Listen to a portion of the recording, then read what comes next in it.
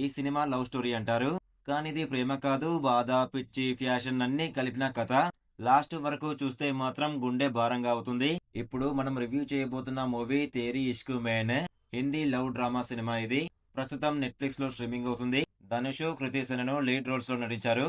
ఈ కథ ఒక ఇంటెన్స్ లవ్ స్టోరీ. ప్రేమతో మొదలయ్యి ఆ ప్రేమ పిచ్చిగా మారితే ఆ మనిషి ఎంతో దూరం వెళ్ళగలడు. అదే ఈ మూవీ మెయిన్ పాయింట్. ఇక్కడ లవ్ సాంగ్స్ కంటే ఎమోషనల్ బ్రేక్ డౌన్స్ ఎక్కువగా కనిపిస్తాయి. ఈ మూవీలో ప్లస్ పాయింట్స్ మాట్లాడితే ధనుష్ నటన అసలు నెక్స్ట్ లెవెల్లో ఉంటుంది. కొన్ని సీన్స్ లో ఒక్క డైలాగ్ లేకుండా కళ్ళతోనే కథ చెప్పేస్తాడు. బ్యాక్గ్రౌండ్ మ్యూజిక్ చాలా సాఫ్ట్ గా కథకి బాగా సెట్ అయింది. సినిమాటోగ్రఫీ కూడా చాలా క్లాస్ గా ఉంటుంది. కానీ ప్రతి ఒక్కరికి సినిమా నచ్చకపోవచ్చు. కథ నెమ్మదిగా నడుస్తుంది. కామెడీ లేదా కమర్షియల్ ఎలిమెంట్స్ ఆశిస్తే కొంచెం బోర్ అనిపించే ఛాన్స్ ఉంది. ఇది పూర్తిగా సీరియస్ మూవీ.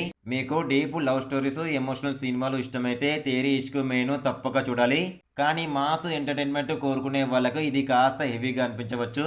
ఫైనల్ గా ఈ మూవీకి నా రేటింగ్ వచ్చేసి 3.5/5.